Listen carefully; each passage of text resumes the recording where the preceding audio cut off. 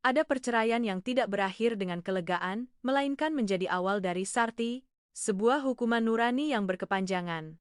Bima, seorang pria di puncak kekayaan triliunan rupiah, pernah percaya bahwa uang dapat membeli segala harga diri, hingga ia bertemu kembali dengan Sari. Di tengah warung tenda pinggir jalan yang pekat oleh asap arang dan umpatan murahan, wanita yang pernah menjadi istrinya yang jelita dan berkelas itu kini hanyalah sesosok bayangan kurus yang pasrah dengan perut buncit yang besar. 8 bulan perpisahan adalah 8 bulan ia hidup dalam kemewahan palsu, sementara Sari berjuang di lumpur keputusasaan untuk melindungi darah daging yang ditolak. Ketika kebenaran yang telanjang terungkap, apakah mahkota kekuasaan sebanding dengan 1 detak jantung gemetar dari anak yang akan lahir? Hadirin sekalian, dunia ini memang aneh. Ada orang yang berjalan separuh hidup baru menyadari betapa kaya dirinya, terutama saat tak ada lagi yang tersisa di genggaman selain sebuah tangan untuk digenggam. Mari sejenak tinggalkan segala hiruk-pikuk di luar sana, merapat sedikit lebih dekat untuk bersama kami memasuki perjalanan penebusan dosa dan pencarian kembali kehangatan di tengah badai kehidupan Bima dan Sari. Jalanan Jakarta saat senja temaram adalah campuran aneh dari bau asap knalpot yang menyengat, aroma jajanan kaki lima yang semerbak dan atmosfer tergesa-gesa dari orang-orang yang mencoba mengais sisa tenaga setelah seharian bekerja. Bima duduk di kursi belakang mobil mewahnya, menatap keluar melalui kaca jendela gelap, melihat arus manusia berlalu lalang seperti film yang diputar lambat. Di usia 35 tahun, Bima memiliki segalanya yang didambakan seorang pria, status, uang, dan penampilan yang cukup untuk membuat orang segan. Tapi hari ini suasana hatinya tidak keruan seperti orang yang akan demam, sebuah rasa jenuh tanpa nama terus menghantui pikirannya, bahkan meski ia baru saja menandatangani kontrak bernilai miliaran rupiah. Hari ini, lupakan restoran bintang 5 dengan AC yang dinginnya menusuk tulang, itu. Cari tempat di mana orang-orang hidup sedikit lebih nyata, sedikit lebih berisik biar aku merasa masih bernapas. Bima berkata pada Adi, sahabat kental, sekaligus rekan yang berjuang bersamanya dari nol. Adi tertawa terbahak-bahak, menyalakan lampu sein dan menepikan mobil ke sebuah jalanan yang ramai dengan wisata kuliner malam di kawasan Jakarta Selatan. 2 pria. Satu mengenakan setelan jas pesanan khusus yang necis, satu lagi kemeja bermerek, melangkah keluar dari mobil di tengah trotoar yang becek oleh genang air dan minyak. Kehadiran mereka seperti noda tinta hitam yang jatuh di atas kertas buram, ganjil namun menarik semua tatapan penasaran. Warung milik Ibu Siti terselip di bawah pohon ketapang tua, di mana meja-meja besi berkarat dijejerkan begitu rapat hingga para pengunjung bisa mendengar napas orang di sebelahnya. Suara klakson mobil, denting piring dan mangkuk, serta sorak-sorai orang yang saling bersulang dengan kata-kata kasar namun penuh semangat. Lihat kan? Kadang kita harus menceburkan diri ke dalam kekacauan ini untuk menyadari betapa tak berjiwanya kursi-kursi kulit di ruang rapat itu, kata Adi, sambil menyeka kursi plastik biru yang pendek dengan tisu, lalu memberi isyarat agar Bima duduk. Bima menyeringai tipis. Ia melonggarkan kancing kerah kemejanya agar lebih mudah bernapas, menerima gelas berisi whisky yang dengan lihai dikeluarkan Adi dari dalam tas kerjanya. Di sini orang minum bir dingin atau arak, tapi Adi tahu Bima hanya bisa minum jenis ini. Kebiasaan seseorang yang terlahir untuk berada di puncak terkadang menjadi kepompong yang terlalu sempit. Santai saja, Bim. Sudah 8 bulan. Sudah saatnya kau istirahatkan wajah batumu itu sejenak. Cerita lama sudah selesai, orang lama juga sudah pergi jauh. Buat apa terus-terusan tegang begitu? Ucapan Adi menyentuh luka yang belum kering di hati Bima. 8 bulan. 8 bulan sejak hari ia meletakkan surat cerai di atas meja jati dan melihat Sari menandatanganinya tanpa sepatah kata pun penjelasan. Saat itu Bima yakin ia benar. Foto-foto Sari memasuki sebuah hotel dengan pria lain.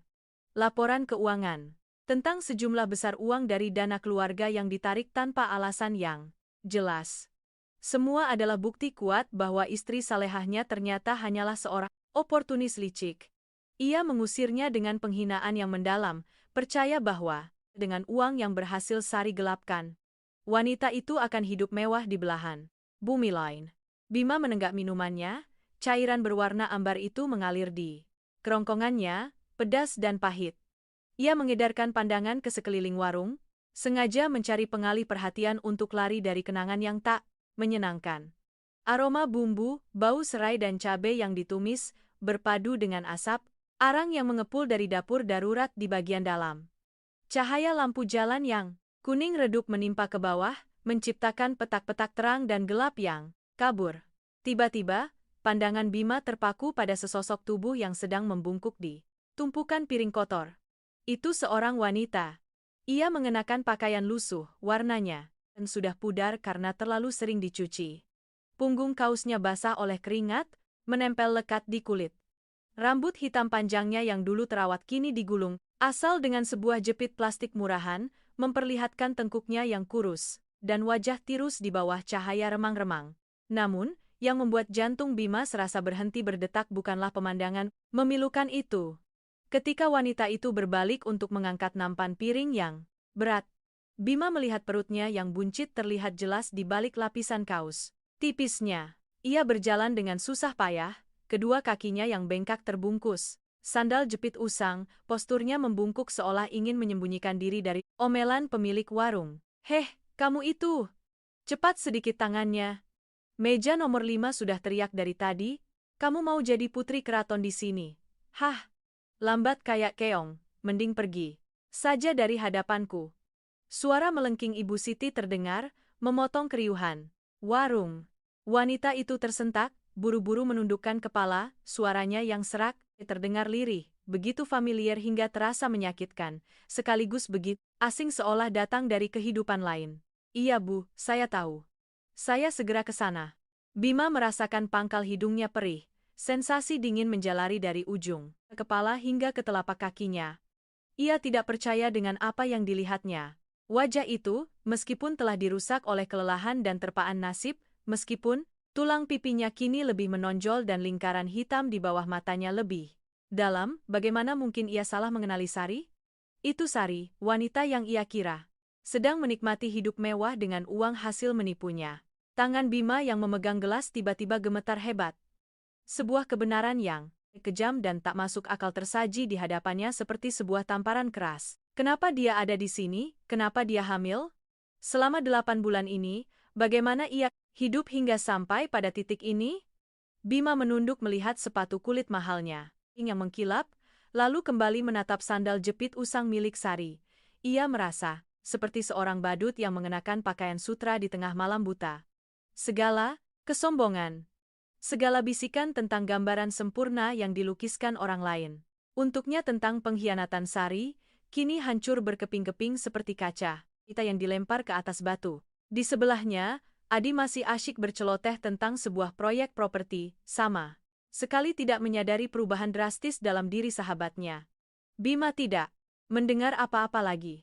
Suara di sekitarnya tiba-tiba meredup, hanya menyisakan detak jantungnya yang berdebar kencang di dalam dada dan omelan pemilik warung, yang terus menusuk telinganya seperti jarum. Sari membawa nampan berisi tumis kerang melewati meja Bima, aroma keringat, berpadu dengan bau makanan murah menerpa hidungnya. Ia menundukkan kepala sangat rendah, sengaja menghindari tatapan para pengunjung. Sebuah kebiasaan dari mereka yang sudah terlalu terbiasa diremehkan.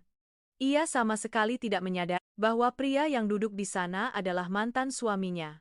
Mungkin dalam benak seseorang yang sedang berjuang melawan lapar dan lelah, kenangan akan kemewahan telah menjadi terlalu jauh, terlalu mustahil untuk bisa hadir di kenyataan yang telanjang ini. Bima mencengkram gelasnya begitu erat hingga buku-buku jarinya memutih. Ia ingin melompat berdiri, ingin berteriak, ingin memegang kedua bahu kurus itu dan menuntut penjelasan. Tapi kedua kakinya seolah terpaku di lantai yang penuh minyak dan air keruh.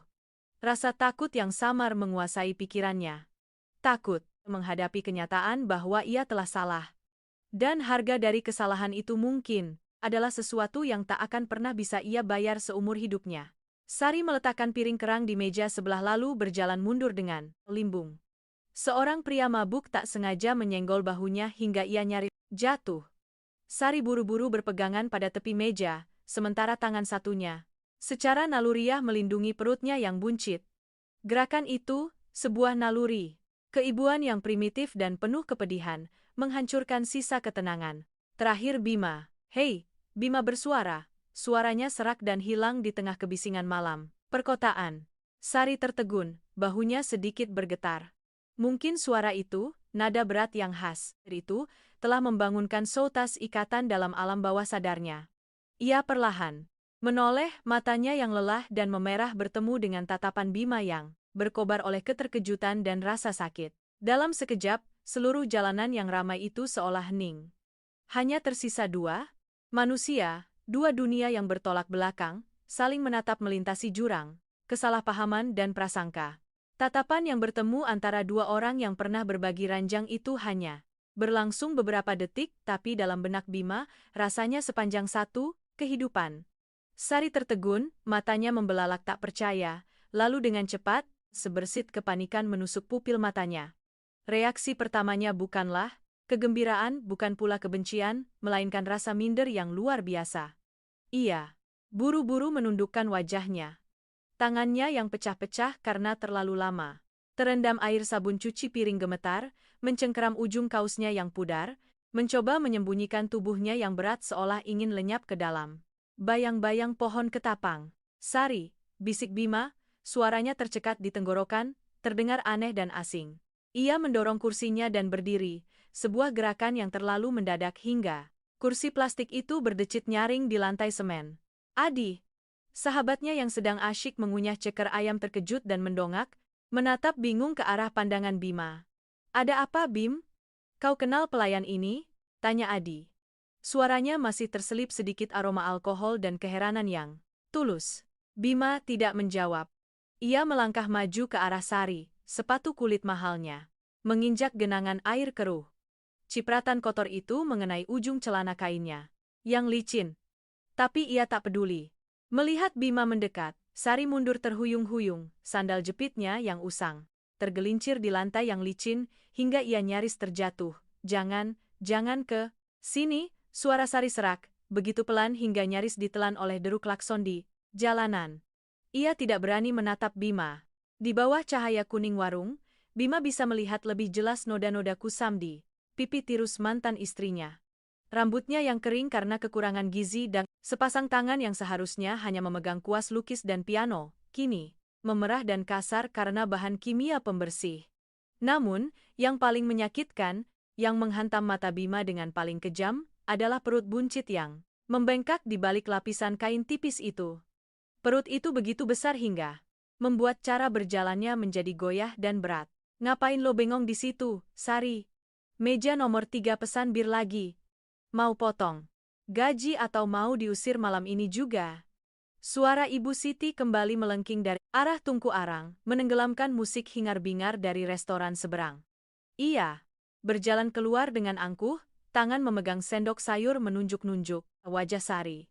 Melihat seorang pria berpenampilan mewah berdiri menghalangi karyawannya, ia berhenti sejenak, memindai Bima dari ujung kepala hingga kaki, lalu seketika mengubah sikapnya. Suaranya menjadi manis dibuat-buat.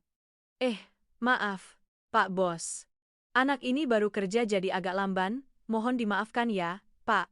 Biar saya suruh dia masuk, nanti saya sendiri yang layani bapak-bapak. Diam, bentak Bima. Sebuah bentakan dingin yang membuat Ibu Siti membeku di tempat. Para pengunjung lain mulai menoleh dengan penasaran. Bima tidak pernah menjadi orang yang kehilangan ketenangan di depan umum. Tapi saat ini, kesombongan seorang direktur utama triliunan rupiah telah sepenuhnya terbakar, habis di hadapan kepasrahan wanita di depannya. Ia mengulurkan tangan hendak meraih lengan kurus Sari, tapi wanita itu menariknya kembali, matanya memancarkan permohonan. Bima, tolong biarkan aku bekerja. Aku butuh pekerjaan ini. Ucapan Sari bagaikan pisau yang mengiris harga diri Bima. Wanita yang pernah menjadi nyonya besar sebuah korporasi raksasa, yang pernah menghabiskan uang tanpa perlu melihat harga, kini berdiri di sini memohon padanya agar diizinkan terus mengangkat piring kotor dengan upah seadanya. Sari, lihat aku. Kenapa kau ada di sini? Bukankah 8 bulan lalu kau sudah mengambil uang dalam jumlah besar? Bima merendahkan suaranya, mencoba menahan getaran dalam napasnya. Ia ingin bertanya tentang pria bernama Roni, ingin bertanya tentang kehamilan itu, ingin bertanya tentang semua bukti yang ia percayai mentah-mentah 8 bulan lalu. Sari tersenyum getir. Sebuah senyuman pahit di wajahnya yang kuyu. Ia menggeleng. Pelan, butiran keringat dari dahinya mengalir turun ke lekuk lehernya yang dalam. Uang? Sebegitu percayanya kau dengan apa yang mereka katakan? Bima, kau? Percaya aku orang seperti itu, jadi sekarang apapun yang kukatakan tidak akan ada artinya lagi. Ia tidak menjelaskan panjang lebar, tidak juga mengeluh. Keheningannya jauh lebih menakutkan daripada ribuan tuduhan. Bima terdiam. Ia teringat hari itu ketika Roni memberinya salinan bukti transfer dan foto-foto yang ambigu. Ia tidak memberi Sari kesempatan sedikit pun untuk bicara. Ia melemparkan surat cerai ke wajah Sari bersama segepok cek dengan nada sinis, "Ini uang untuk membeli harga dirimu." Saat itu, Sari tidak mengambil cek, dan itu. Ia pergi dari rumah mewah mereka hanya dengan sebuah koper kecil dan pakaian di badan. Tapi Bima mengira Sari hanya berpura-pura, mengira ia telah menyembunyikan uangnya di tempat lain. Kebutaan seorang pria yang terluka harga dirinya telah mengubahnya menjadi seorang yang kejam. Anak ini, Bima menatap perut Sari, suaranya serak. "Anak siapa?" Sari mendongak, menatap lurus ke arahnya. Matanya yang dulu indah kini penuh kelelahan, namun masih menyimpan sisa-sisa keteguhan. Ia tidak langsung menjawab, hanya meletakkan tangannya di atas perut, sebuah gestur perlindungan yang suci. "Anakku. Hanya anakku." Keriuhan warung tiba-tiba terasa jauh. Bima merasakan dadanya sesak, seolah ada tangan tak terlihat yang meremas paru-parunya. 8 bulan. Anak ini, dilihat, dari ukurannya, juga berusia sekitar itu. Sebuah perhitungan sederhana muncul di benak Bima. Membuatnya begitu terkejut hingga ia harus mundur selangkah, bersandar pada tiang lampu jalan agar tidak jatuh. Jika ini anak pria itu, kenapa Sari harus bekerja sebagai pelayan? Kenapa penampilannya seperti orang yang nyaris mati kelaparan? Adi, yang kini sudah setengah sadar dari mabuknya, mendekati Bima, menatap Sari. Lalu ke perut buncitnya, mulutnya ternganga. "Jangan-jangan, Adi, bawa dia masuk untuk duduk," perintah Bima, suaranya bukan lagi permintaan, melainkan perintah mutlak. "Tidak, aku tidak mau kemana-mana. Nanti Ibu Siti memecatku," kata Sari panik, menatap ke arah pemilik warung yang berdiri berkacak pinggang dari kejauhan. Dengan wajah masam, Bima menoleh ke arah Ibu Siti, mengeluarkan segepok uang polimer tebal dari dompetnya, dan melemparkannya ke atas meja besi berkarat di depan wanita itu. "Saya beli warung ini untuk malam ini. Suruh semua pengunjung pergi, dan Anda juga enyah dari hadapan saya sekarang." Ibu Siti menatap tumpukan uang itu, matanya berbinar. Ia buru-buru menyambarnya. Lalu dengan tergopoh-gopoh mengusir para pengunjung, sikapnya berubah 180 derajat. Para tamu yang sedang makan diusir dengan kesal. Tapi melihat wajah Bima yang penuh amarah dan mobil mewah yang terparkir di dekatnya, tak ada yang berani protes. Tinggallah mereka bertiga di bawah pohon ketapang. Angin malam dari arah sungai berhembus, membawa hawa dingin lembab pertanda hujan akan turun. Sari berdiri di sana, sendirian dan begitu kurus memilukan di tengah ruang kosong yang baru saja tercipta. Ia tidak merasa lega, ia merasa terhina. "Kau pikir uang bisa menyelesaikan segalanya? Kau pakai uang untuk mengusir orang, sama seperti caramu dulu memakai uang untuk mengusirku dari hidupmu," kata Sari, suaranya mulai bergetar karena emosi. Kekecewaan yang terpendam. Selama 8 bulan bagaikan bendungan retak yang siap jebol. Bima mendekat. Kali ini ia tidak membiarkan Sari mundur. Ia memegang kedua bahu, kurus wanita itu. Bahu yang dulu sering ia peluk setiap malam, kini hanya tersisa tulang belulang. "Sari, lihat aku. Aku salah. Mungkin aku sudah sangat salah, tapi kau harus ceritakan apa yang sebenarnya terjadi." Sari menatapnya, air mata panas mulai mengalir di pipinya yang kusam. Ia tidak menangis terseduh-seduh, melainkan air mata sunyi yang menyimpan kelelahan seorang pejuang yang sudah terlalu lama bertarung sendirian. "Aku ditipu, Bima. Roni bukan selingkuhanku. Dia yang merancang semuanya untuk merebut uang yang kau berikan padaku. Lalu dia mengancam akan menyakiti keluargaku jika aku kembali mencarimu. Aku kehilangan segalanya tepat setelah malam aku pergi dari rumah. Aku melarikan diri, melakukan apa saja untuk mempertahankan janin ini. Ia tercekat, napasnya menjadi berat karena tertekan oleh perutnya yang besar. Bima merasa hatinya hancur berkeping-keping. Ia telah dengan tangannya sendiri melemparkan wanita yang ia cintai ke dalam neraka, lalu duduk di puncak kekayaan, dan membanggakan ketajaman penilaiannya. Anak ini. Anakku, kan? Tanya Bima lagi. Kali ini suaranya penuh harapan yang bercampur dengan rasa bersalah yang tak terhingga. Sari memejamkan mata, menyandarkan kepalanya di bahu Bima seolah sebuah naluri yang tak bisa ditolak, meskipun hatinya masih penuh luka. 8 bulan, Bima. Dia sudah menderita bersamaku selama 8 bulan. Hujan malam mulai turun. Tetesan-tetesan besar menembus sela-sela daun ketapang, membasahi bahu mereka berdua. Bima memeluk Sari erat membiarkan kotoran dari pakaian kerja Sari menodai setelan jas mahalnya. Ia tidak lagi peduli dengan bau, asap arang, bau keringat, atau kemewahan palsu manapun. Saat ini, ia hanya merasakan kehangatan yang lemah dan detak jantung yang tak beraturan dari wanita di pelukannya, serta sesosok kehidupan kecil yang bergerak di balik lapisan kain tipis. Darah dagingnya. Bukti nyata kebodohannya dan ketegaran Sari. Adi berdiri dari kejauhan, menghela napas pelan lalu memalingkan wajah, memberi mereka ruang pribadi di tengah hiruk-pikuk kota. Bima berbisik di telinga Sari, suaranya mengandung sebuah sumpah, "Kita pulang, ya. Mulai sekarang, tidak akan ada yang bisa menyentuhmu dan anak kita lagi." Tapi Sari tidak menjawab. Ia lemas di dalam pelukan Bima. Kelelahan yang menumpuk selama berhari-hari akhirnya merobohkan wanita baja itu. Bima panik dan langsung menggendongnya, perutnya yang besar membuat Bima sangat khawatir. Ia menatap ke arah mobil mewahnya, menatap ke arah masa depan yang buram, tahu bahwa perjuangan untuk menebus kesalahannya pada Sari baru saja dimulai. Mobil mewah yang biasanya begitu senyap, kini bagi Bima terasa seperti melaju di atas aspal yang penuh pecahan kaca. Ia duduk di kursi belakang, membiarkan kepala Sari bersandar di bahunya. Aroma parfum mahal Bima yang tajam berpadu dengan bau minyak dari warung kaki lima yang melekat di rambut Sari, menciptakan aroma penyesalan dan kepahitan. "Cepat, Adi, ke rumah sakit internasional. Telepon Dokter Ming dulu." Bima berteriak, tangannya mencengkeram erat tangan Sari yang kasar dan pecah-pecah. Adi tidak menjawab, ia fokus penuh pada kemudi, menyalip di antara barisan sepeda motor yang macet di bawah hujan deras Jakarta. Melalui kaca spion, Adi melihat Bima, sang direktur utama yang biasanya selalu menjaga jarak higienis dengan dunia, kini sedang menggunakan sapu tangan sutranya untuk menyeka noda lumpur di wajah mantan istrinya.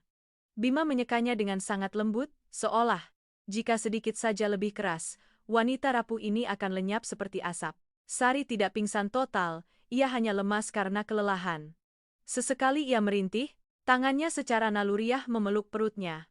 Setiap kali itu terjadi, hati Bima seolah diremas. Ia menatap perut buncit yang bundar itu, merasakan kehidupan berdenyut di dalamnya. Sesosok makhluk yang seharusnya lahir dalam kemewahan, dalam perlindungan mutlak, bukan di sudut gelap warung kaki lima.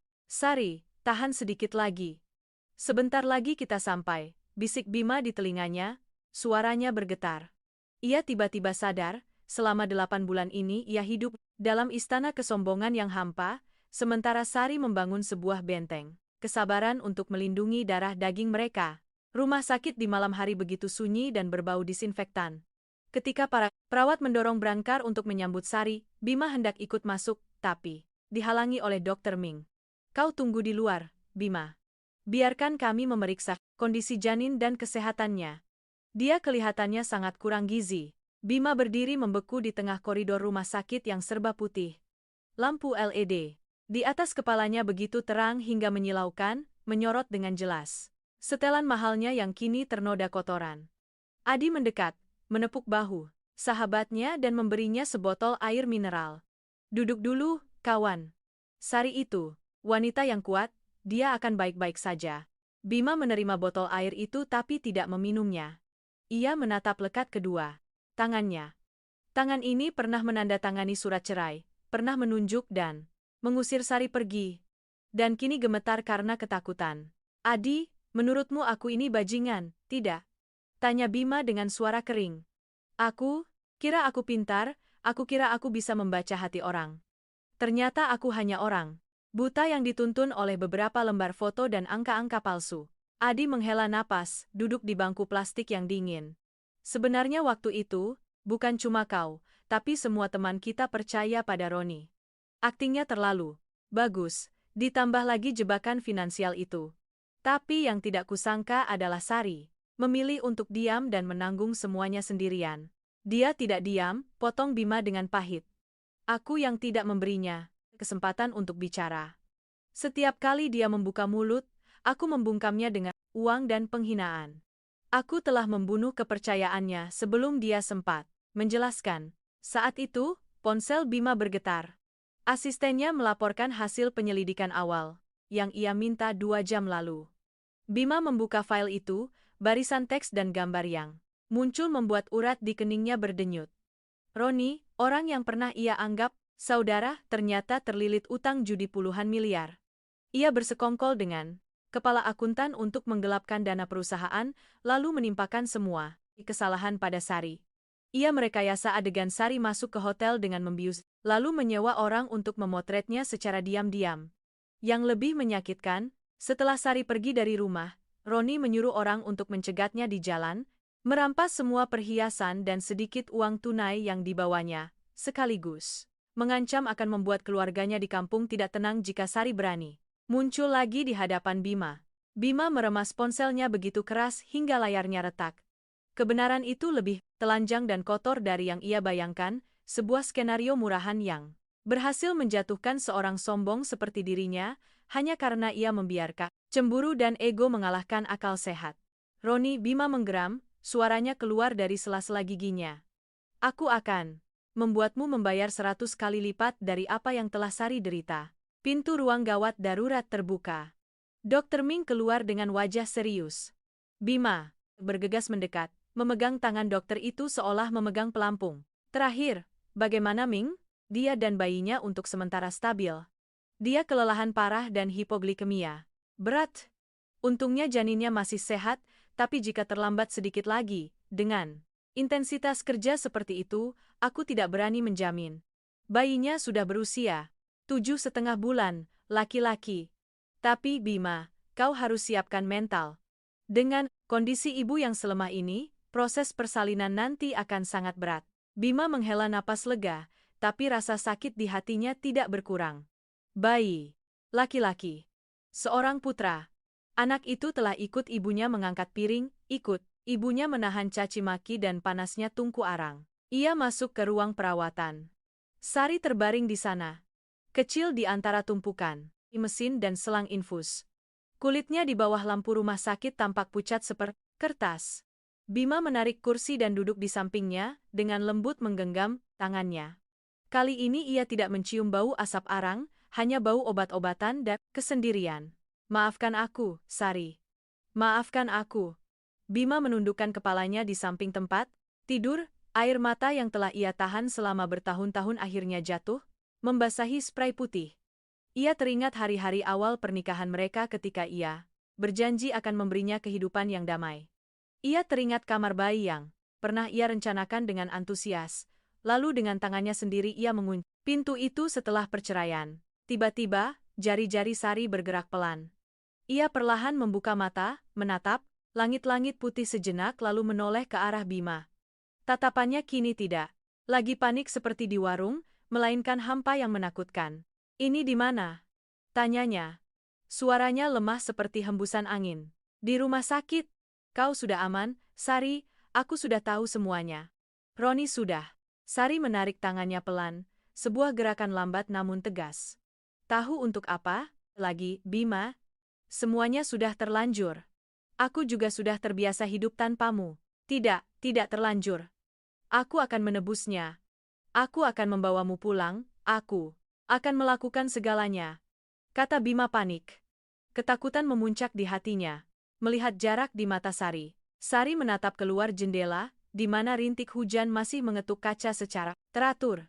Pulang kemana? Ke tempat di mana setiap dindingnya mengingatkanku. Betapa kau telah menghinaku. Kau tahu. Hari-hari pertama di kamar kos, aku pernah menunggu. Menunggu kau sadar kau salah, menunggu sebuah telepon. Tapi, akhirnya yang kudapat hanyalah kejaran para penagih utang yang kau kira punya uang untuk kubayar. Bima terdiam. Setiap kata Sari bagaikan palu yang menghantam hatinya. Pengampunan bukanlah sesuatu yang bisa dibeli dengan uang atau beberapa kata penyesalan yang terlambat. Ia menatap wajah tirus mantan istrinya, dan tiba-tiba, sadar ia telah kehilangan bukan hanya seorang istri, tapi juga sebuah jiwa yang pernah sepenuhnya miliknya. Ia hendak mengatakan sesuatu, tapi ponselnya bergetar lagi. Kali ini bukan dari asistennya, melainkan sebuah pesan dari nomor tak dikenal yang isinya membuat Bima merinding. Selamat sudah menemukan istri tercintamu. Tapi jangan senang dulu. Utang antara aku dan kau masih belum lunas. Bima menatap Sari, lalu ke koridor rumah sakit yang gelap. Ia sadar, untuk bisa membawa Sari dan anaknya kembali, hal pertama yang harus ia lakukan bukanlah memohon ampun, melainkan membersihkan semua lumpur kotor yang tanpa sengaja telah ia biarkan menempel di kehidupan Sari. Pesan dari Roni itu bagaikan petir yang menyambar di langit malam membakar. Habis sedikit kedamaian yang baru saja Bima coba bangun di ruang perawatan. Ia menatap layar ponselnya, napasnya menjadi berat. Roni tidak hanya mengawasinya, ia sedang menantang kekuasaannya tepat di tempat di mana Sari seharusnya paling aman. Bima kembali menatap Sari. Ia sudah terlelap di bawah pengaruh obat penenang, tapi alisnya masih berkerut, tangannya yang kurus masih mencengkeram ujung selimut seolah menjadi kebiasaan untuk melindungi diri. Ia melangkah pelan keluar koridor, memberi isyarat pada Adi untuk mengikutinya. Tambah orang ke sini sekarang juga. Suara Bima rendah namun mengandung kekuatan yang menakutkan. Kunci lantai ini untukku. Siapapun yang bukan dok atau perawat yang merawat Sari, sama sekali tidak boleh melewati pintu lift. Adi mengangguk, wajahnya seserius yang belum pernah ia lihat sebelumnya. Kau pikir Roni berani senekat ini? Ini rumah sakit pusat, kamera di mana-mana. Orang yang putus asa tidak punya konsep nekat, mereka hanya punya kegilaan. Bima menyeringai, sebuah senyuman tanpa kehangatan. Dia tahu aku sudah menemukan Sari, artinya semua kartunya sudah terbongkar. Dia tidak akan duduk, dia menunggu aku datang menangkapnya. Sementara Adi sibuk mengoordinasikan tim keamanan pribadi, Bima bersandar di dinding marmer yang dingin. Ia menatap melalui jendela kecil di pintu kamar, mengamati sosok kecil Sari. Selama 8 bulan ini, bagaimana Sari hidup di bawah ancaman seperti itu? Seorang wanita hamil, tanpa uang sepeser pun, harus melarikan diri dari orang-orang kejam. Memikirkan itu, Bima merasakan aliran listrik menjalar di punggungnya, bukan karena takut, tapi karena penyesalan yang berubah menjadi amarah. Ia mengeluarkan ponselnya dan menelepon pengacaranya. Orang yang memegang seluruh arsip hukum perusahaannya. Pak Arya, saya mau Anda mengaktifkan berkas abu-abu. Kumpulkan semua bukti tentang perampasan aset, ancaman pembunuhan, dan pencemaran nama baik yang berhubungan dengan Roni. Jangan hanya bekerja sama dengan polisi, saya mau dia merasakan bagaimana rasanya diburu sebelum dijebloskan ke penjara. Ujung telepon di seberang sana hening sejenak, lalu terdengar suara berat. Anda mau main habis-habisan Pak Bima? Ini bisa memengaruhi saham perusahaan jika berita tentang mantan istri Anda bocor. Saham bisa anjlok, tapi nurani saya tidak bisa membusuk lebih jauh lagi. Potong Bima. Tegas dan dingin. Lakukan saja. Uang saat ini adalah hal yang paling tidak berharga. 1 jam kemudian, koridor rumah sakit yang sunyi menjadi lebih menyesakan. Pria-pria berjas hitam dengan earpiece di telinga diam-diam muncul di setiap pintu darurat. Bima tidak ingin membuat Sari panik saat bangun, jadi ia meminta mereka menjaga jarak dan bertindak diam-diam. Sekitar pukul 3 pagi, ketika kabut menyelimuti jendela rumah sakit, Sari bergerak pelan. Bima segera bergegas ke samping tempat tidur. Sari membuka mata, dan melihatnya pertama kali, kewaspadaan kembali muncul, namun dengan cepat, mereda karena kelelahan yang luar biasa. Bima, kenapa kau belum pulang? Aku tidak akan kemana-mana. Mulai sekarang, tempatku di sini. Ia dengan lembut membantu Sari duduk, menyangga punggungnya dengan bantal empuk. Lapar? Aku sudah suruh orang beli bubur abalon, masih hangat. Sari menatap mangkuk bubur yang mengepul di atas meja, lalu ke penampilan Bima, yang berantakan. Dasinya sudah dilepas entah kapan, kemejanya kusut dan sedikit janggut mulai tumbuh di dagunya. Ini bukan direktur utama yang selalu tampil sempurna di sampul majalah bisnis. Ini adalah seorang pria yang kelelahan karena cemas. Kau tidak perlu melakukan ini, kata Sari. Suaranya serak. Kita sudah bercerai. Anak ini bisa kurus sendiri. Kau mau mengurusnya dengan cara mengangkat piring sampai saatnya melahirkan? Balas Bima. Suaranya sedikit ketus tapi penuh dengan rasa kasihan. Sari, aku tahu aku brengsek. Aku yang telah melemparkanmu ke dalam lumpur ini, tapi biarkan aku menarikmu ke atas. Bukan karena tanggung jawab, tapi karena aku tidak bisa hidup terus jika melihatmu seperti ini. Sari terdiam, matanya menatap ke arah jendela. Kau tahu, ada malam-malam di kamar kos yang panas itu, aku berpikir untuk menyerah. Tapi setiap kali bayi ini bergerak, aku merasa harus hidup.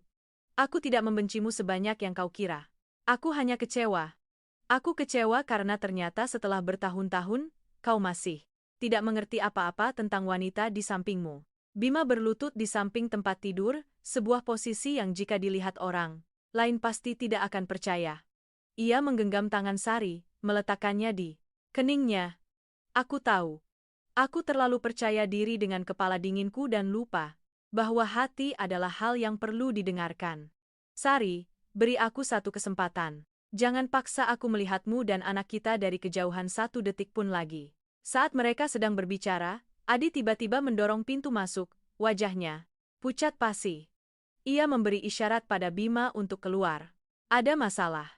Roni, dia tidak mengincar Sari di sini. Bima mengerutkan kening, berjalan cepat ke koridor. Maksudmu? Dia tahu kita sudah mengepung rumah sakit, jadi dia menyuruh orang ke kampung halaman Sari.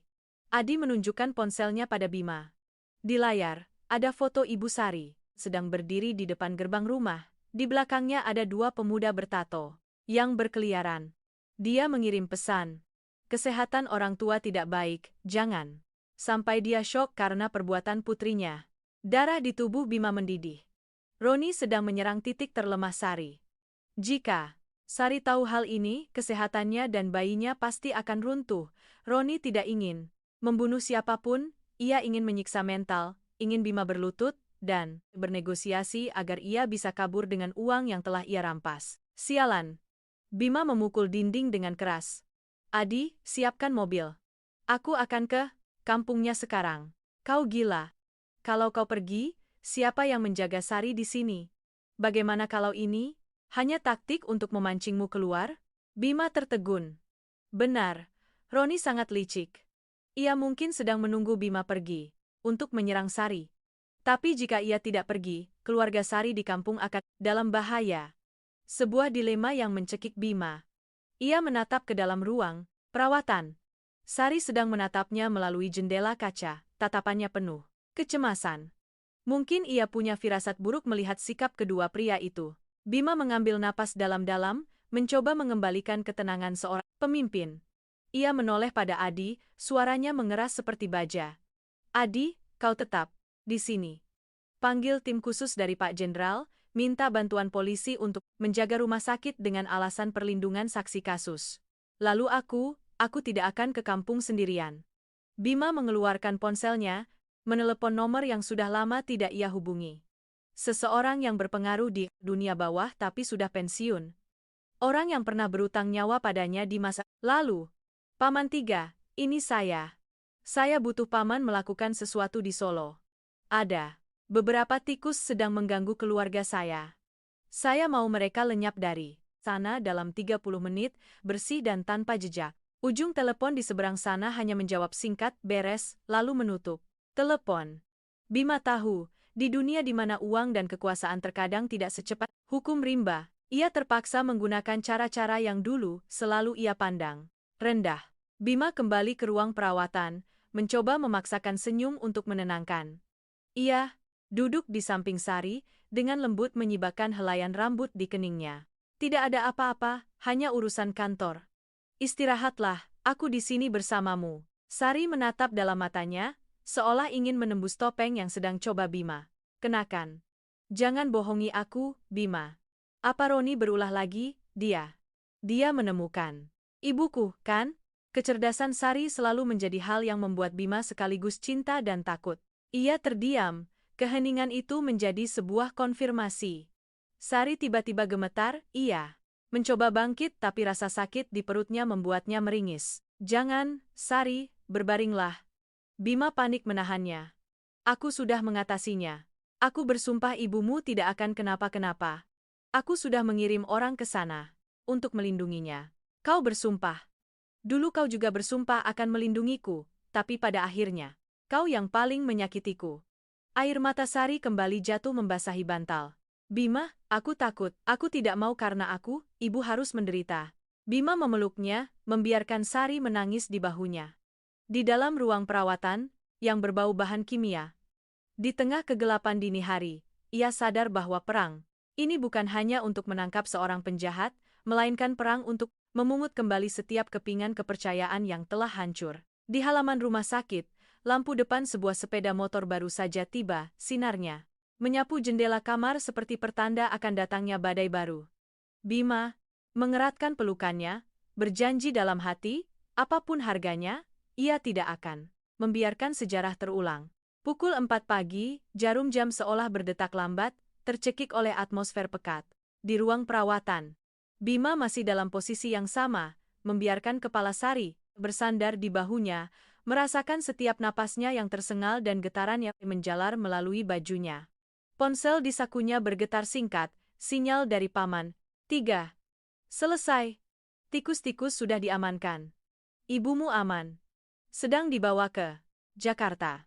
Napas lega terhembus dari dada Bima, ringan namun penuh beban. Ia melonggarkan pelukannya dan menatap wajah Sari. Ia tidak tidur, matanya yang sayu menatap hampa ke depan, seolah semua indranya sedang tegang menunggu vonis dari kejauhan. Ibu tidak apa-apa, Sari.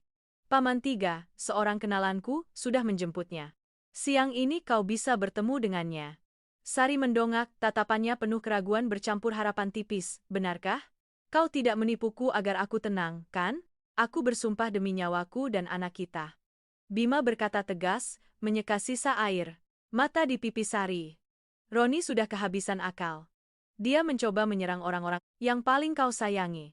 Tapi dia lupa, di kota ini, dia tidak pernah menjadi lawanku saat aku sudah sadar. Kesadaran yang Bima maksud sebenarnya adalah sebuah kekejaman yang terbangun. Ia melangkah keluar, menutup pintu perlahan. Adi sudah menunggu, memegang iPad yang menampilkan peta lokasi. Tebakanmu benar, Bim. Roni ada di sebuah gudang tua dekat pelabuhan Tanjung Priok. Sepertinya dia berencana kabur lewat laut jika rencana pemerasannya gagal. Adi ragu sejenak. Tapi ada satu hal. Dia tidak sendirian. Ada orang lain di sana bersamanya. Kepala akuntanmu, Pak Waskita. Bima mengepalkan tinjunya. Pak Waskita adalah orang kepercayaan perusahaan, seseorang yang Bima anggap seperti paman sendiri. Pengkhianatan yang berlapis-lapis ini membuatnya merasa konyol. Ternyata kerajaan triliunan yang ia banggakan selama ini dibangun di atas fondasi yang penuh rayap dan kepalsuan. Siapkan mobil. Aku pergi sendiri. Kau gila. Adi nyaris berteriak. Tim keamanan mana? Kau mau menyerahkan nyawa pada orang yang putus asa? Dia mau uang dan dia mau melihatku hancur. Kalau aku bawa pasukan, dia akan membakar semua dokumen asli yang membuktikan Sari tidak bersalah. Hanya itu yang aku butuhkan sekarang untuk mengembalikan nama baiknya di media. Bima merapikan kerah kemejanya, tatapannya dingin seperti danau di musim salju. Kau tetap di sini bersama Sari. Jika terjadi sesuatu, pastikan mereka dirawat dengan baik. Asetku, aku sudah siapkan surat wasiat di brankas kantor sejak tadi malam. Adi terdiam. Ia tahu sifat Bima. Sekali memutuskan, tidak ada yang bisa menghalangi. Ia hanya sempat menyelipkan sebuah alat pelacak kecil dan senter kejut ke saku Bima. Hati-hati, bajingan itu sudah tidak punya apa-apa lagi untuk dirisaukan. Mobil melaju menembus kabut tebal di pinggiran kota. Bima mengemudi, tangannya mencengkeram setir begitu erat hingga buku-buku jarinya memutih. Ia tidak takut mati, ia hanya takut belum sempat mengucapkan permintaan maaf yang tulus pada Sari, belum sempat melihat putranya lahir. Gudang tua itu muncul di antara semak belukar dan tumpukan kontainer berkarat. Lampu neon di dalam memancarkan cahaya kuning yang redup. Bima turun dari mobil, suara sepatunya yang beradu dengan lantai semen terdengar nyaring. "Roni, aku datang." "Sendirian?" Gema suara Bima ditelan oleh ruang gudang yang luas. Dari balik tumpukan peti kayu, Roni melangkah keluar. Penampilannya jauh lebih menyedihkan dari terakhir kali Bima lihat. Matanya cekung dan merah, rambutnya acak-acakan. Di tangannya ada setumpuk berkas tebal dan sebuah korek api yang menyala. "Mas Bima, benar-benar pahlawan demi wanita." Roni tertawa sinis, suaranya serak, seperti gesekan pisau. "Kukira kau akan memanggil polisi untuk meratakan tempat ini. Aku tidak butuh polisi untuk berurusan dengan sampah sepertimu." Bima berdiri sekitar 5 meter dari Roni, posturnya tegap namun penuh kewaspadaan. "Berikan berkas itu. Aku akan memberimu sebuah speedboat dan waktu 2 jam untuk lenyap dari perairan Indonesia. Uang di rekening rahasiamu tidak akan kubekukan." Roni tertegun, korek apinya sedikit bergetar. Ia menatap Bima, mencoba mencari kebohongan. "Kau semurah hati itu? Setelah semua yang kulakukan pada istri kesayanganmu? Aku tidak murah hati padamu. Aku sedang membeli kembali kedamaian untuk Sari." Bima maju selangkah, suaranya merendah penuh tekanan. "Kau kenal aku, Roni. Jika aku mau kau mati, kau tidak akan hidup untuk mengirim pesan tadi." Tapi Sari tidak mau melihat darah, dia butuh kebenaran. "Berikan berkas itu sebelum aku berubah pikiran." Saat itu, dari dalam kegelapan, Pak Waskita muncul. Pria tua itu gemetar, wajahnya pucat pasi. "Bima, nak Bima, saya dipaksa. Dia tahu saya sering berjudi di Kamboja." "Diam!" bentak Bima, tanpa menoleh pada pria tua pengkhianat itu. "Roni, waktumu hampir habis. Speedboat sudah menunggu di dermaga. Kau pilih berkas itu atau nyawamu yang tidak seberapa?" Roni menatap berkas di tangannya, lalu ke arah pintu gudang, di mana kegelapan perlahan dirobek oleh cahaya fajar yang lemah. Ia sadar ia telah kalah total. Bima datang sendiri bukan karena nekat, tapi karena pemahaman mutlak tentang psikologi seorang pengecut. Roni melemparkan berkas itu ke arah Bima. Tapi, tepat saat Bima membungkuk untuk mengambilnya, Roni tiba-tiba menarik sebilah pisau dari sakunya dan menerjang. Dengan segenap kebencian seorang yang terpojok. "Aku tidak akan kemana-mana. Kalau aku mati, aku akan membawamu serta." Bima sempat melihat kilatan baja, ia mengelak dari tusukan fatal, tapi ujung pisau masih sempat menyayat lengannya, meninggalkan goresan panjang dan darah mulai merembes di kain putih. Ia berbalik dan melancarkan tendangan kerusuk Roni, membuatnya terlempar ke tumpukan peti. Perkelahian itu berlangsung cepat dan brutal. Bima bukan ahli bela diri, tapi ia punya kekuatan seorang yang sedang melindungi hal paling berharga dalam hidupnya. Ia mencengkeram kerah Roni dan menghantamkan tinju ke wajahnya. "Pukulan ini untuk 8 bulan penderitaan Sari." Bima menambahkan tendangan ke perut Roni saat ia mencoba bangkit. "Dan ini untuk anakku yang kelaparan di dalam kandungan ibunya." Roni terkapar di lantai, mengerang. Pak Waskita hanya bisa memeluk kepalanya dan menangis. Bima mengambil berkas itu, memeriksanya dengan teliti.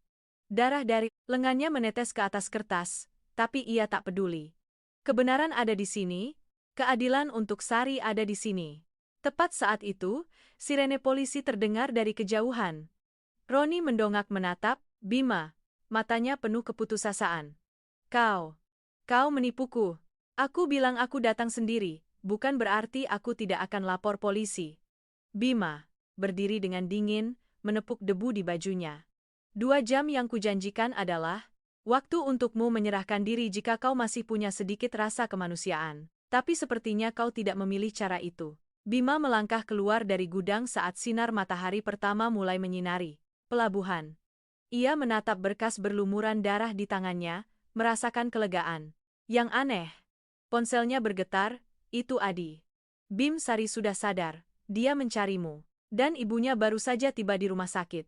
Cepat kembali." Bima masuk ke mobil, membiarkan luka di tangannya berdenyut.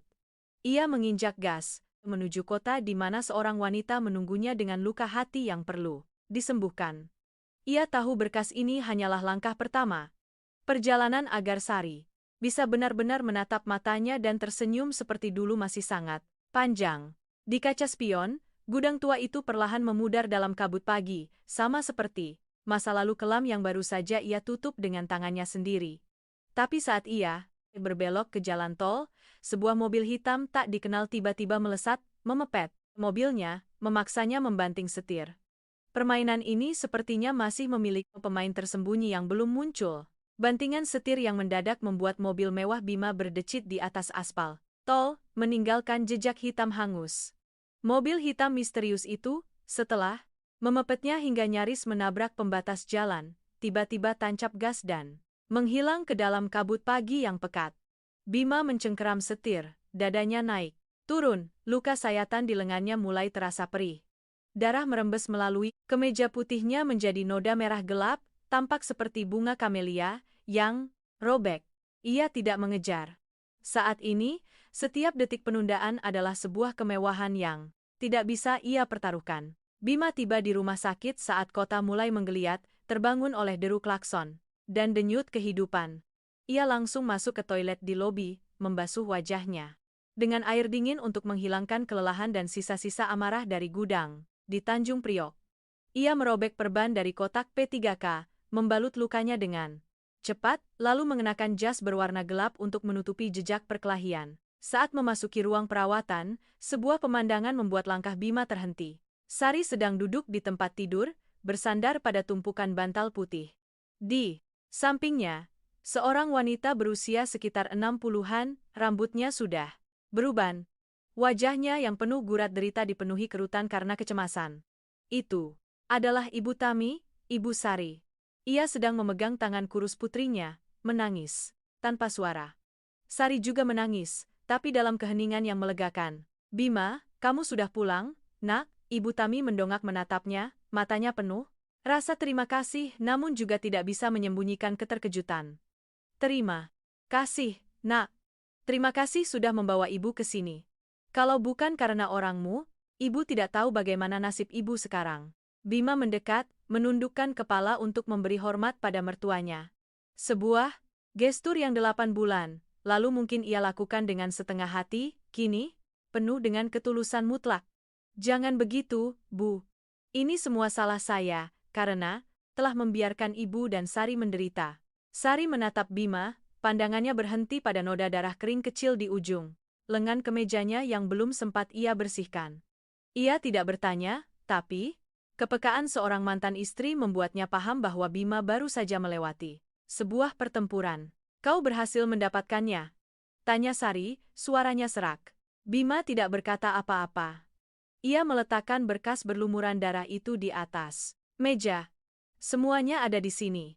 Tanda tangan Pak Waskita, laporan keuangan fiktif Roni, dan foto-foto asli yang belum diedit. Pagi ini pengacara akan mengirimkan semuanya ke polisi dan meminta media-media besar untuk mengklarifikasi nama baikmu. Ibu Tami menatap berkas itu, lalu ke putrinya. Ia tidak mengerti tentang angka atau istilah ekonomi. Ia hanya tahu bahwa kehormatan putri satu-satunya akhirnya telah kembali. Ia menoleh pada Bima dan meraih tangannya. Bima, nak, ibu tidak peduli soal uang, tapi ibu kasihan sekali pada Sari. 8 bulan ini dia menanggung derita, kurus kering setiap hari karena takut ibu khawatir. Kamu melakukan ini, ibu sangat berterima kasih. Bima merasakan tenggorokannya pahit. Ia sadar, harga dari sebuah kebenaran terkadang terlalu mahal. Ia bisa mengembalikan nama baik Sari di media, tapi bagaimana ia bisa mengembalikan 8 bulan di mana Sari harus tidur di kamar kos yang panas? Bagaimana ia bisa mengganti malam-malam di mana Sari kesakitan karena kehamilannya tanpa ada keluarga di sisinya? Ibu dan Sari mengobrol saja dulu, saya keluar sebentar. Bima melangkah ke koridor, di mana Adi sudah menunggu dengan ekspresi yang kurang baik. Bim, soal mobil hitam yang memepetmu tadi, aku sudah periksa rekamannya. Plat nomornya palsu, tapi kurasa itu bukan orangnya Roni. Bima mengerutkan kening. Maksudmu? Roni sudah ditangkap, Pak Waskita juga. Kau lupa kalau perusahaan sedang dalam tahap paling sensitif untuk akuisisi lahan di timur? Adi merendahkan suaranya, menunjukkan sebuah berita singkat di tabletnya. Dewan Direksi baru saja menerima informasi tentang keterlibatan ketua dalam skandal pribadi. Mereka menggunakan ini sebagai alasan untuk menekanmu agar mundur dari kursi pimpinan. Mobil hitam itu mungkin adalah peringatan dari mereka yang mengincar posisimu. Bima tersenyum dingin, sebuah senyuman penuh penghinaan terhadap orang-orang yang hanya peduli pada angka dan keuntungan. Mereka mau kursi itu? Boleh saja. Tapi sebelum aku pergi, aku akan membersihkan semua sampah yang baru saja mereka tebarkan. Ia kembali menatap melalui jendela kaca. Sari sedang tersenyum pada ibunya, sebuah senyuman langka yang masih menyiratkan kesedihan. Ia tahu ia tidak bisa berhenti hanya dengan melindungi Sari dari Roni. Dunianya, dunia yang penuh intrik dan jebakan, mulai mengincar Sari sebagai titik lemah untuk menjatuhkannya. Adi, batalkan semua rapat hari ini. Beritahu Dewan Direksi, saya akan absen karena urusan keluarga. Kalau ada yang keberatan, suruh mereka telepon saya. Langsung, kau mau meninggalkan perusahaan di saat genting seperti ini. Kau tahu, sedikit saja kesalahan, seluruh saham bisa anjlok, saham bisa pulih, tapi Sari dan anakku tidak. Bima berkata tegas, aku sudah kehilangan 8 bulan terpenting dari kehidupan putraku. Aku tidak mau kehilangan 1 menit pun lagi hanya karena kursi ketua sialan itu. Bima kembali masuk ke ruangan. Ibu Tami melihatnya masuk dan dengan sopan berdiri. Ibu mau beli sarapan dulu untuk Sari. Kalian berdua bicara saja. Ruangan itu kini hanya menyisakan Bima dan Sari. Keheningan menyelimuti, hanya suara monitor detak jantung yang berbunyi teratur. Bima duduk di samping tempat tidur. Kali ini ia tidak menggenggam tangan Sari, ia hanya dia mengamatinya. Bima, apa rencanamu selanjutnya? Sari bertanya. Matanya dalam seperti lautan. Setelah badai, aku akan membawa kau dan ibu ke tempat yang aman. Bukan ke villa lama, tapi ke sebuah apartemen rahasiaku di pinggir kota. Di sana ada tim medis dan keamanan lengkap 24 jam. Sari menggeleng, napasnya terdengar panjang. Kau masih sama saja, selalu ingin mengatur hidup orang lain sesuai keinginanmu. Bima, aku tidak butuh benteng. Aku butuh kedamaian yang sesungguhnya. Apa yang kau lakukan pagi ini, aku berterima kasih. Tapi itu tidak berarti aku akan kembali menjadi boneka di dalam lemari kacamu. Bima tertegun. Ucapan Sari bagaikan sember air dingin yang disiramkan ke antusiasmenya. Ia sadar, pengampunan yang ia dambakan bukanlah sebuah tujuan, melainkan sebuah proses penyembuhan yang menyakitkan. Aku tidak ingin kau jadi boneka, aku hanya ingin kau aman. Keamanan versimu adalah penjara. Keamanan versiku adalah bisa hidup tanpa perlu takut diincar oleh orang seperti Roni atau lawan-lawan bisnismu. Sari menatap lurus ke mata Bima. Kau tahu kenapa aku memilih bekerja di warung itu? Karena di sana tidak ada yang tahu aku adalah istri direktur utama. Di sana aku hanya seorang wanita yang berjuang demi anaknya. Penderitaan fisik terkadang lebih mudah ditanggung daripada sesaknya hati. Bima menunduk, tangannya tanpa sadar menyentuh lukanya yang mulai berdarah lagi. Ia sadar Sari benar. Dunianya terlalu kotor untuk menampung jiwa seperti Sari. Lalu, apa yang kau inginkan? Aku ingin memutuskan sendiri. Sari dengan lembut menyentuh perutnya, di mana makhluk kecil itu bergerak dengan kuat. Setelah melahirkan, aku akan membawa ibu pulang ke kampung. Aku ingin anakku tumbuh besar dengan aroma rerumputan, bukan dengan bau uang dan tipu daya. Bima merasakan hatinya sakit. Pulang kampung berarti ia akan kehilangan Sari dan anaknya sekali lagi. Ia hendak protes. Tapi saat itu pintu kamar terbuka. Bukan Ibu Tami, melainkan sekelompok pria berjas gelap yang dipimpin oleh seorang pria parubaya dengan wajah tajam dan dingin. Pak Hartono, rival terbesar Bima di Dewan Direksi. Nak Bima, saya rasa kita perlu bicara terus terang. Di sini. Sekarang juga, kata Pak Hartono, matanya melirik Sari dengan penghinaan yang tersembunyi. Bima melompat berdiri, naluri seekor binatang buas yang melindungi wilayahnya bangkit lebih kuat dari sebelumnya. Ia melangkah maju, menghalangi pandangan Pak Hartono dari tempat tidur Sari. Pak Hartono, ini bukan tempat untuk membahas bisnis. Silakan keluar, saya tidak datang untuk membahas bisnis. Saya datang untuk memberikan sebuah ultimatum. Pak Hartono menyeringai, menunjukkan setumpuk foto. Bagaimana? Menurutmu jika foto-foto perkelahianmu di Tanjung Priok dan fakta bahwa kau menggunakan aset perusahaan untuk membiayai mantan istri pengkhianat ini muncul di halaman depan koran besok pagi? Bima terdiam. Kapan orang-orang ini mulai mengikutinya? Ia menatap Sari, melihat wajahnya pucat pasi, tangannya gemetar memeluk perutnya. Amarah Bima meledak, tapi ia tahu ia tidak bisa bertindak gegabah. Sebuah medan perang baru telah dibuka, dan kali ini musuhnya bukan lagi penjahat rendahan seperti Roni, melainkan hiu-hiu yang bersembunyi di kegelapan kekuasaan. Suasana ruang perawatan yang sudah pengap oleh bau disinfektan kini semakin pekat dengan kehadiran Pak Hartono dan para pengikutnya. Bima berdiri di sana, punggung lebarnya menutupi sepenuhnya pandangan dari arah pintu ke tempat tidur Sari. Ia bisa merasakan napas Sari yang terengah-engah di belakangnya. Di dunia angka dan saham, privasi adalah kemewahan, dan kebaikan terkadang hanyalah topeng murahan. Pak Hartono, Anda sudah keterlaluan, suara Bima rendah, bergemuruh seperti guntur sebelum badai. Ini rumah sakit, bukan lantai bursa. Pak Hartono dengan santai melepas kacamata berbingkai emasnya, menyekanya dengan sapu tangan sutra, ekspresinya tenang seolah sedang berjalan-jalan di taman. Keterlaluan?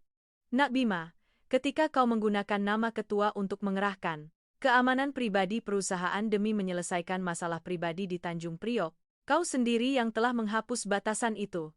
Dewan direksi tidak membayarmu untuk bermain sebagai pahlawan penyelamat wanita dalam perkelahian berdarah. Ia menunjuk ke arah tumpukan foto di atas meja. Foto-foto yang merekam adegan Bima memukul Roni hingga jatuh, adegan ia menggendong Sari yang berantakan keluar dari warung tenda.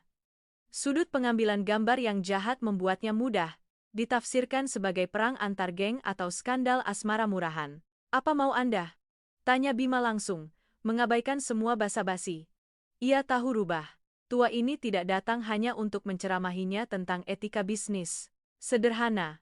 Pak Hartono memakai kembali kacamatanya, tatapannya tajam. Tanda tangani perjanjian pengalihan hak suara di proyek Timur dan cuti dari kursi ketua selama 6 bulan untuk pemulihan psikologis.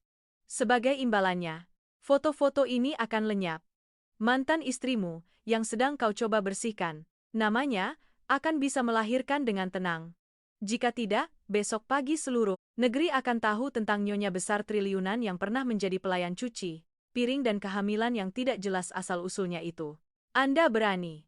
Bima maju selangkah. Aura membunuh yang terpancar darinya membuat para pengawal di belakang Pak Hartono tanpa sadar meletakkan tangan di balik jas mereka. Saya tidak main-main, Bima. Kau berbakat, tapi kau terlalu emosional. Dan dalam bisnis, emosional adalah bunuh diri. Di belakang Bima, terdengar suara pelan. Sari mencoba bangkit, tangan kurusnya berpegangan erat pada sisi tempat tidur. Wajahnya pucat, tapi matanya bersinar. Aneh. Ia menatap lurus ke arah Pak Hartono, lalu ke punggung pria yang sedang melindunginya. Selama 8 bulan, ia sudah cukup merasakan penghinaan. Ia tidak lagi takut pada gosip, tapi ia takut pada Bima. Pria yang baru saja menemukan kembali jati dirinya, sekali lagi terseret ke dalam lumpur karena dirinya. Bima, jangan. Sari memanggil pelan, suaranya bergetar namun jelas. Kau tidak perlu mengorbankan kariermu demi aku. Aku sudah terbiasa tidak punya apa-apa. Bima tertegun. Ia tidak menoleh, tapi tangannya terkepal begitu erat hingga luka. Di lengannya mulai berdarah lagi, merembes melalui jas gelapnya. Ia sadar ia sedang menghadapi pertaruhan terbesar dalam hidupnya. Di satu sisi adalah kekuasaan, ambisi, hasil kerja keras belasan tahun membangun perusahaan. Di sisi lain adalah kedamaian wanita yang ia cintai dan anak yang belum lahir. Orang-orang seperti Pak Hartono percaya Bima akan memilih kekuasaan, karena di mata mereka, wanita hanyalah perhiasan, sementara perusahaan adalah nyawa. Pak Hartono. Bima angkat bicara, suaranya kini luar biasa tenang. Anda pikir, Anda sudah memegang kartu truf saya? Bima mengeluarkan ponselnya, menekan serangkaian nomor lalu mengaktifkan pengeras suara. Halo, Pak Arya, ini saya. Ya, Pak Bima. Pak Arya, tolong umumkan pada sekretariat, saya secara resmi mengundurkan diri. dari jabatan Ketua Dewan Direksi efektif mulai detik ini. Sekaligus, segera cairkan seluruh saham pribadi saya di Proyek Timur. Alihkan seluruh dana tersebut ke sebuah dana perwalian atas nama Sari dan putra saya. Seluruh ruangan hening. Wajah Pak Hartono berubah drastis, senyum kemenangannya membeku di bibir. Ia tidak menyangka Bima akan segila ini. Tindakan Bima yang tiba-tiba mencairkan saham akan membuat pasar terguncang, Proyek Timur akan kekurangan dana parah. Dan kursi ketua yang ia dambakan hanya akan menjadi tumpukan puing penuh utang. Kau gila. Kau mau menghancurkan perusahaan. Pak Hartono tergagap. Saya tidak menghancurkannya. Saya hanya mengambil kembali apa yang menjadi milik saya untuk ditukar dengan sesuatu yang tidak akan pernah kalian miliki. Ketenangan. Bima berbalik menatap Sari. Tatapannya kini begitu lembut. Sudah, ku bilang, uang adalah hal yang paling tidak berharga saat ini. Ia berjalan ke samping tempat tidur, mengabaikan Pak Hartono yang berdiri, kebingungan dan marah.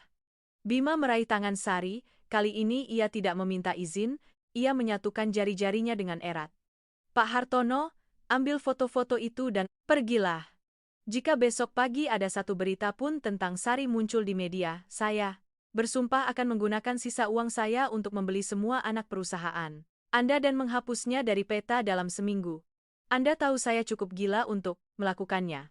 Pak Hartono menatap mata Bima yang memerah, merasakan kenekatan seekor binatang buas yang terpojok dan kini tidak takut apa-apa lagi. Ia dengan kesal memberi isyarat pada anak buahnya untuk mundur. Suara langkah sepatu mereka di koridor perlahan menjauh dan hilang. Ruangan itu kini hanya menyisakan mereka berdua.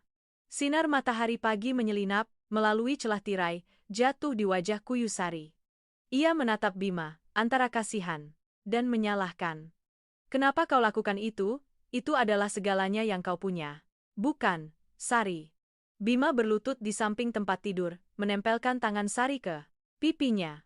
8 bulan ini aku punya semua itu, tapi setiap malam aku terbangun dalam kehampaan. Kukira aku kaya, ternyata aku lebih miskin dari pengunjung warungmu. Mereka punya kehidupan, mereka punya kemanusiaan, sementara aku hanya punya angka-angka dingin. Sari tercekat. Ia ingin mendorong Bima, tapi tenaganya sudah habis. Atau mungkin, hatinya sudah tidak ingin lagi menolak.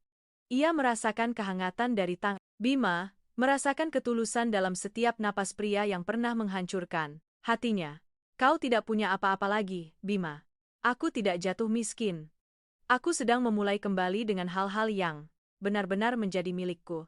Bima tersenyum, sebuah senyuman paling tulus sejak ia terjun ke dunia bisnis. Kita akan pulang ke kampung seperti yang kau mau.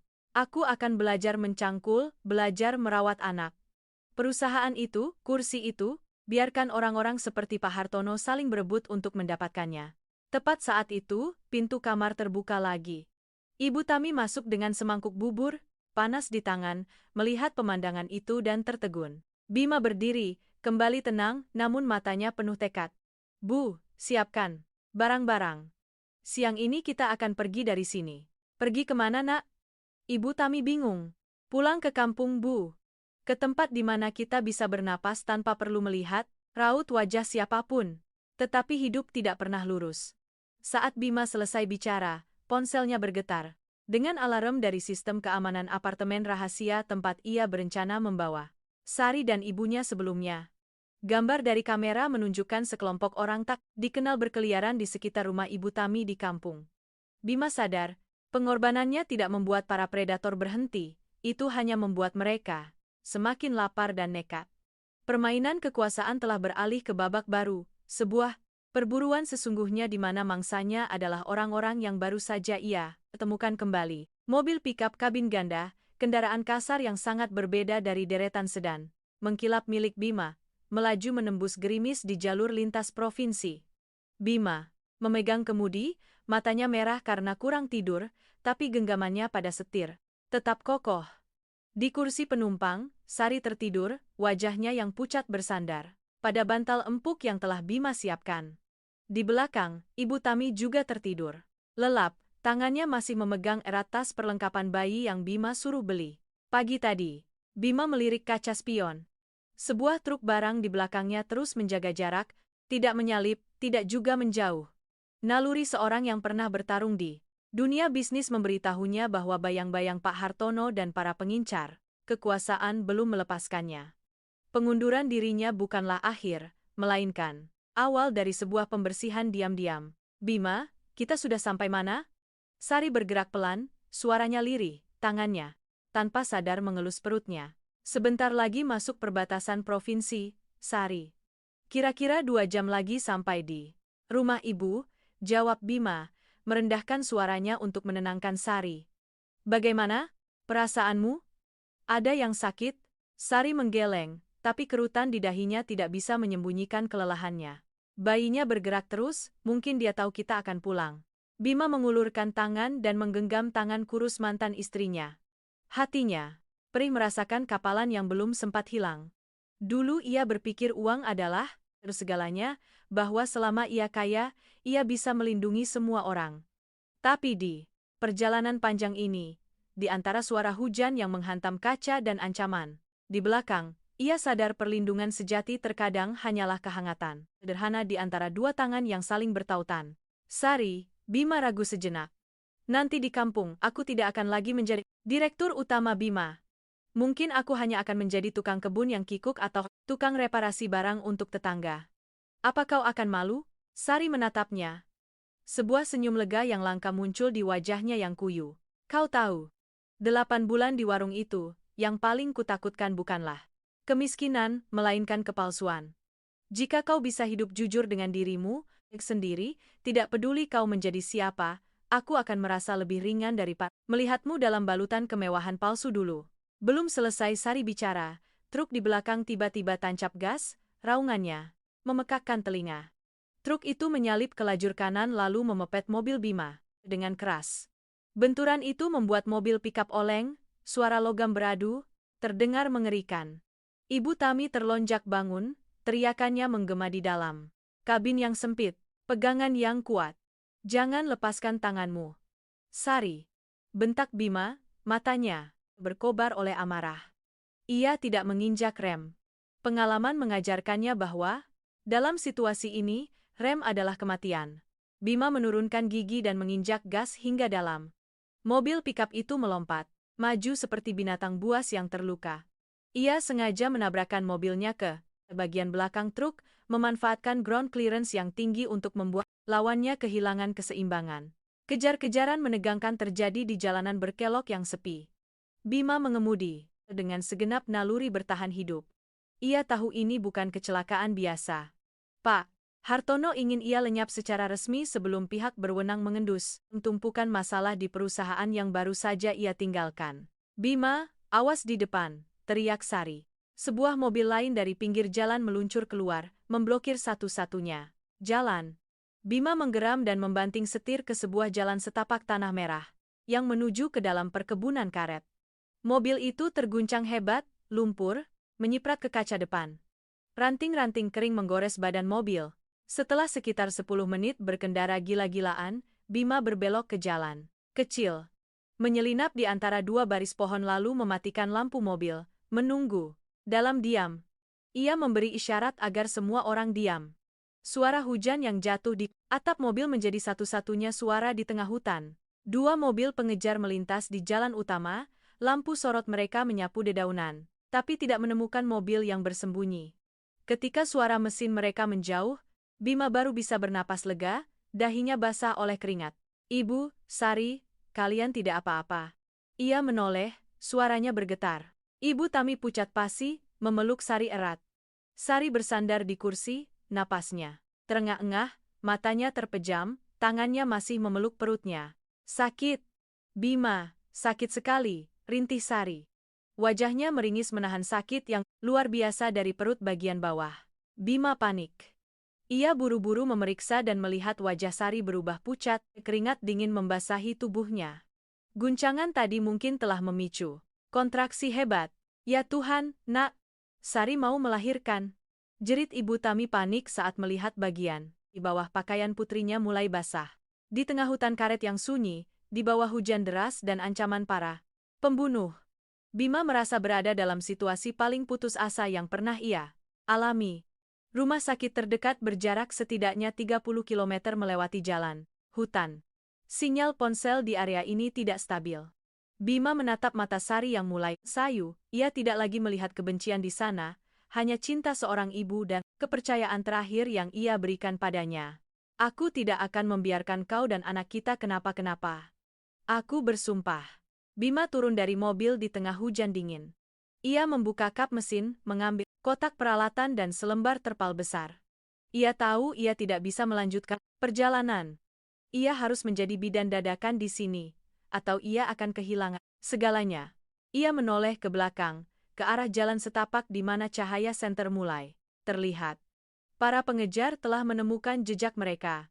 Di satu sisi adalah nyawa istri dan anaknya di ujung tanduk, di sisi lain adalah todongan senjata musuh yang semakin dekat. Bima mencengkeram linggis di tangannya, menatap bayangan-bayangan hitam yang mendekat. Di dalam hatinya, api berkobar. Bukan api ambisi, melainkan api untuk melindungi sarang yang telah hilang darinya 8 bulan lalu. Ia berdiri di depan pintu mobil, menghalangi satu-satunya jalan masuk seperti dewa pelindung yang kesepian di tengah malam. Maju ke sini, dan kalian akan tahu harga dari menyentuh keluargaku. Guntur meledak, merobek kegelapan. Bayangan-bayangan itu terhenti di hadapan sosok Bima yang gila dan dingin. Pertarungan terakhir untuk menukar nyawa demi anak yang akan lahir dimulai dari detik ini. Suara hujan yang menghantam daun-daun karet tua menciptakan musik yang memekakan telinga dan kacau. Cahaya senter dari kejauhan menyapu kegelapan, berkelip seperti mata iblis lapar yang mencari mangsa. Bima bersandar di pintu mobil pickup, lengannya yang terluka kini mati rasa, karena dingin dan kehilangan darah. Tapi matanya menyala dengan tekad yang gila. Ia bukan lagi direktur utama yang necis di lantai bursa. Saat ini ia hanyalah seekor pejantan yang terpojok, siap mencabik-cabik siapapun yang berani menyentuh sarangnya. Bima, jangan pergi. Rintihan Sari terdengar dari dalam mobil, bercampur dengan napasnya yang tersengal-sengal. Ibu, pegangi bahunya, jangan biarkan dia pingsan. Bima berteriak ke dalam, suaranya serak namun tegas. Sari, lihat aku, kau harus kuat. Anak kita menunggumu. Aku juga di sini. Tidak akan ada yang bisa melewati pintu ini. 3 bayangan hitam muncul dari balik hujan, mendekat perlahan. Kepercayaan diri dari mereka yang memegang senjata, dan jumlah membuat langkah mereka lambat dan mengancam. Yang paling depan memegang sebatang besi panjang, 2 lainnya mengacungkan pisau. Mereka tidak bicara. Keheningan para pembunuh profesional lebih menakutkan daripada ribuan ancaman. Bima mencengkeram linggisnya. Ia tahu ia tidak bisa menang dengan kekuatan murni melawan 3 pria kekar. Ia harus menang dengan kenekatan seorang yang tidak punya jalan untuk mundur. Roni sudah di penjara, Pak Hartono juga tidak akan bisa menyelamatkan kalian. Bima berteriak, sengaja membuat keributan untuk menarik perhatian mereka menjauh dari Sari yang kesakitan. Majulah. Aku akan tunjukkan pada kalian harga dari mengganggu keluargaku. Pria berbatang besi itu menerjang, sebuah ayunan brutal. Bima merunduk, angin dingin dari batang besi itu menyambar di atas kepalanya. Tanpa memberi lawan kesempatan, Bima melesat masuk, menggunakan seluruh berat badannya untuk menabrak perut pria itu. Linggis di tangannya terayun, menghantam bahu lawannya dengan keras. Suara tulang retak terdengar, menyatu dengan gemuruh guntur. Tapi 2 lainnya tidak diam. Sebilah pisau dingin menyayat pinggang Bima, meninggalkan goresan panjang yang membuatnya berlutut. Rasa sakit yang tajam membuat pandangannya kabur, tapi teriakan kesakitan Sari dari dalam mobil menariknya kembali ke kenyataan. Aar. Bima. Sakit sekali. Aku tidak tahan lagi. Darah dari pinggang Bima membasahi kemejanya, bercampur dengan air hujan. Ia bangkit, matanya merah padam. Tepat saat pria berpisau itu hendak menusuk untuk kedua kalinya, Bima tidak mengelak. Ia menangkap bilah pisau itu dengan tangan kosong, membiarkan darah mengalir deras, lalu menandukkan kepalanya dengan keras ke wajah lawannya. Kenekatan Bima yang gila membuat pembunuh itu tertegun sejenak. Cukup waktu bagi Bima untuk membantingnya ke lumpur. Di dalam mobil, Ibu Tami panik menggunakan sisa handuk bersih untuk menahan pendarahan Sari. Air ketubannya sudah pecah, kontraksi yang datang bertubi-tubi membuat Sari nyaris kehabisan tenaga. Di dalam kabin yang sempit, bau darah, keringat, dan bau kehidupan yang bangkit dengan kuat menciptakan atmosfer yang mencekik. Sari, kuat, nak, kepala bayinya sudah kelihatan. Sedikit lagi, Ibu Tami, menangis sambil berteriak, tangannya yang gemetar mencoba membantu putrinya. Di luar, pembunuh terakhir, yang paling besar, mendekat perlahan. Ia melihat rekan-rekannya mengerang di lumpur, matanya tidak menunjukkan perubahan. Ia menarik pistol, moncongnya yang hitam menodong lurus ke dada Bima. Kau alot, juga. Tapi permainan ini selesai di sini. Bima berdiri di depan pintu mobil, kedua tangannya terkulai, darah dari luka-lukanya menetes ke tanah. Ia tersenyum, sebuah senyuman angkuh dari seorang yang telah menatap kematian. Tembak saja. Tapi jika satu peluru saja masuk ke dalam mobil, aku bersumpah, bahkan jika aku menjadi hantu, aku akan mencekik lehermu. Tepat saat jari pembunuh itu hendak menarik pelatuk, tangisan bayi tiba-tiba merobek tirai hujan. Uwek! Uwek! Tangisan itu tidak keras, tapi mengandung kekuatan dahsyat yang mengguncang seluruh hutan tua itu. Si pembunuh tertegun sejenak, Bima juga terpaku. Sesuatu menjalari punggungnya. Anaknya telah lahir. Di tengah lumpur, darah, dan air mata, di bawah todongan senjata musuh, sebuah kehidupan baru dengan gagah berani memasuki dunia ini. Momen kelengahan musuh itulah yang menjadi penyelamat. Lampu sorot dari kejauhan tiba-tiba menyala terang, sirene polisi menggema di seluruh lereng bukit. Paman Tiga dan timnya telah tiba tepat waktu, mengikuti sinyal pelacak dari Adi. Si pembunuh hendak kabur, tapi sudah terlambat. Tembakan peringatan dan gonggongan anjing pelacak membuatnya menjatuhkan senjata dan berlutut di lumpur. Bima tidak lagi peduli pada mereka, ia terhuyung-huyung kembali dan membuka pintu mobil dengan tangan berlumuran darah. Di dalam, Sari terbaring lemas, wajahnya pucat tapi seulas senyum tipis terukir di bibirnya. Ibu Tami sedang membungkus bayi itu dengan jas Bima. Jas mahal itu kini menjadi kepompong hangat, pertama bagi putranya. Bayi merah itu menggenggam erat tangan mungilnya, tangisannya masih nyaring seolah menegaskan keberadaannya. Sari, kau hebat sekali, Bima berlutut di lantai mobil. Ia tidak berani menyentuh bayinya karena tangannya terlalu kotor. Ia hanya bisa menempelkan keningnya ke tangan Sari yang dingin. Air matanya bercampur dengan air hujan, mengalir deras di wajahnya. Putra kita, bisik Sari. Matanya berkilau oleh kehidupan. Lihat, dia mirip sekali denganmu. Bima menatap putranya, hatinya meleleh. Segala kemasyhuran, kekayaan, semua perang kekuasaan di luar sana tiba-tiba menjadi tidak berarti di hadapan makhluk mungil ini. Ia sadar, kekayaan sejati tidak terletak pada angka di rekening, melainkan pada saat ini, ketika ia bisa melindungi orang-orang yang ia cintai. Melewati lembah kematian, tim penyelamat datang. Para dokter dengan cepat membawa Sari dan bayinya ke ambulans. Paman Tiga mendekati Bima, menepuk bahunya dengan keras, melihat luka-lukanya dan mengangguk pelan. Kerja bagus Bima. Sisi jantan dalam dirimu, akhirnya telah dewasa. Bima menatap ambulans yang melaju kencang, lampu merahnya perlahan hilang di balik barisan pohon karet. Ia merasa tubuhnya ringan, rasa sakit dari luka-lukanya seolah lenyap, digantikan oleh ketenangan yang aneh. Masa lalu dan kelam telah berlalu, dan meskipun di depan masih ada pengadilan dan masalah hukum dengan perusahaan, ia tahu ia telah memenangkan pertempuran terpenting. Ia berdiri sendirian di tengah hutan karet, membiarkan hujan terus mengguyur. Ia menatap langit, di mana awan hitam perlahan pecah, memperlihatkan beberapa bintang di kejauhan. Kita pulang, bisiknya pada diri sendiri. Tetapi saat ia hendak naik ke mobil untuk menyusul Sari, Paman Tiga menahan tangannya, wajahnya tiba-tiba menjadi serius. Bima, tunggu. Ada pesan dari AE. Rumah sakit kota di ponselku. Bukan tentang Sari. Tentang Pak Hartono. Dia baru saja bunuh diri di ruang kerjanya. Tapi sebelum mati, dia sempat menandatangani perintah pembubaran semua dana perwalian yang baru kau buat untuk Sari dan anakmu. Tangan Bima terkepal. Musuhnya, bahkan dalam kematian, masih ingin meninggalkan gigitan terakhir untuk memutus jalan hidup bagi ibu dan anak itu. Kabar bunuh diri Pak Hartono bagaikan guntur susulan setelah badai. Itu tidak membuat Bima takut, tapi meninggalkan gema yang pahit.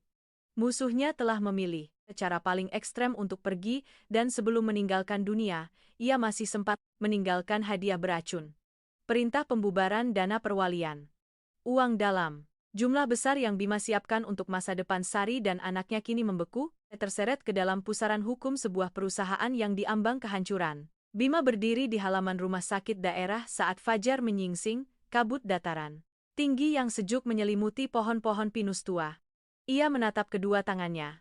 Luka sayatan dari para pembunuh mulai mengering, terasa kasar dan kotor. Adi mendekat, menyodorkan sebatang rokok, tapi Bima menolaknya. Ia sudah berhenti merokok sejak malam ia melihat Sari di warung tenda. Ia butuh paru-paru yang bersih untuk menggendong anaknya. Benar-benar bangkrut, Bim. Adi menghela napas, asap putihnya cepat hilang di udara dingin. Sisa sahammu dibekukan untuk membayar utang proyek-proyek mangkrak Pak Hartono. Sekarang kau hanya punya mobil pikap itu dan sedikit uang tunai di dompet. Bima tersenyum tipis, sebuah senyum yang anehnya terasa lega. Ia menepuk bahu sahabatnya. Kau salah, Adi. Aku belum pernah merasa sekaya ini. Ia berbalik dan masuk ke ruang perawatan. Di dalam, aroma susu yang lembut terpadu dengan bau hangat minyak kayu putih. Sari terbaring di sana, wajahnya sudah lebih segar, sedang menatap putranya yang tertidur pulas di dalam box bayi. Bayi itu, yang Bima beri nama Damai, sesekali tersenyum dalam tidurnya. Ibu Tami melihat Bima masuk dan dengan sopan keluar untuk membeli air panas. Bima duduk di samping tempat tidur, menggenggam tangan Sari. Ia ragu sejenak, lalu menceritakan semua kebenaran tentang kondisi keuangannya saat ini. Ia tidak mau lagi menyembunyikan apapun. Kebenaran, sepahit apapun, lebih baik dari ribuan kebohongan manis. Sari, uang yang kusiapkan untukmu dan anak kita sudah tidak ada lagi. Aku sekarang benar-benar tidak punya apa-apa. Sari menatapnya, matanya sama sekali tidak menunjukkan kekecewaan. Ia membalas genggaman tangan Bima. Jari-jarinya yang kurus mengunci erat. Bima, kau lupa. 8 bulan ini aku hidup tanpa 1 rupiah pun dari perusahaanmu. Yang kubutuhkan tidak pernah berupa angka di bank. Ia menunjuk ke arah Damai. Harta, kita ada di sana. Kita masih punya tangan, masih punya otak. Apa yang perlu kita takutkan? 1 bulan kemudian, dataran tinggi Jawa Barat memasuki musim kemarau yang indah. Jalanan tanah menuju rumah kayu kecil milik Ibu Tami dihiasi oleh warna-warni bunga. Bima berdiri di kebun belakang rumah, keringat membasahi kaus lamanya. Ia sedang mencangkul tanah untuk menanam sayuran organik. Kemeja putih dan setelan jas pesanan khusus telah tersimpan rapi di sudut kenangan, digantikan oleh sepatu bot dan topi petani yang usang. Di beranda, Sari duduk di kursi rotan, menyulam motif kecil di baju bayinya, sambil mengawasi suaminya. Damai terbaring di ayunan di sebelahnya, sesekali menendang-nendangkan kaki, tampak gembira mendengar suara burung di dahan pohon. Kehidupan baru ini tidak mudah.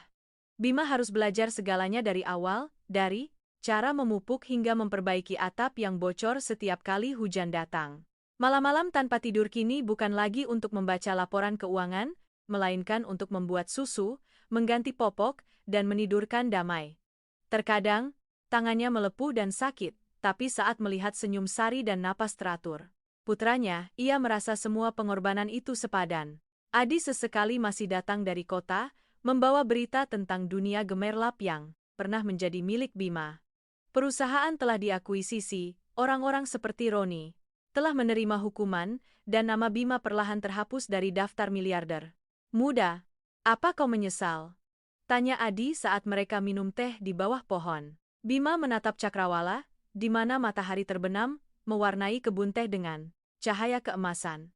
Ia melihat Sari berjalan ke kebun, membawa segelas air dingin untuknya.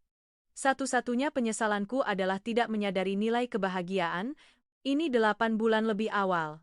Malam itu, saat Damai sudah tertidur, Bima dan Sari duduk di beranda. Cahaya bulan yang jernih menyorot wajah mereka. Bima mengeluarkan sebuah kotak beludru merah kecil dari sakunya, satu-satunya benda yang ia simpan dari villa lamanya. Di Dalamnya ada sepasang cincin kawin sederhana, tanpa berlian, tanpa hiasan. Sari, 8 bulan lalu aku sendiri yang melepas cincin ini. Hari ini, aku ingin bertanya sekali lagi. Maukah kau berjalan bersamaku di sisa hidup ini? Bukan sebagai istri direktur utama, tapi sebagai istri seorang petani yang tangannya penuh lumpur. Sari menatap cincin itu, air matanya kembali jatuh, tapi kali ini adalah air mata bahagia. Ia mengulurkan tangannya, membiarkan Bima memasangkan cincin itu di jari manisnya. Aku sudah sangat lama menunggu pertanyaan ini, Bima. Mereka berpelukan di tengah hawa sejuk dataran tinggi. Tak ada lagi suara klakson. Tak ada lagi intrik kekuasaan. Tak ada lagi beban mahkota triliunan. Hanya ada suara jangkrik dan aroma tanah yang basah. Keesokan paginya, Bima bangun lebih awal. Ia memanggul cangkulnya ke kebun, menghirup dalam-dalam udara segar pagi hari. Ia tahu di depan masih banyak kesulitan, tapi dengan cinta Sari dan kehidupan kecil bernama damai, ia sudah memiliki modal yang cukup untuk membangun kerajaannya sendiri, sebuah kerajaan yang didasarkan pada ketulusan dan kedamaian. Tirai kemewahan masa lalu telah tertutup, tapi cahaya kenyataan saat ini jauh lebih terang dari lampu panggung manapun. Hidup pada akhirnya bukan tentang berapa banyak yang kau kumpulkan, melainkan tentang siapa yang tetap berada di sisimu saat badai telah berlalu. Di tanah dataran tinggi yang penuh matahari dan angin ini, retakan masa lalu telah ditutupi oleh kesuburan cinta, menghasilkan panen hati yang melimpah. Terima kasih telah menyimak hingga akhir cerita. Jika Anda menyukainya, silakan tinggalkan komentar, bagikan perasaan Anda, dan berlangganan saluran ini untuk menemani kisah-kisah selanjutnya. Sampai jumpa di video berikutnya.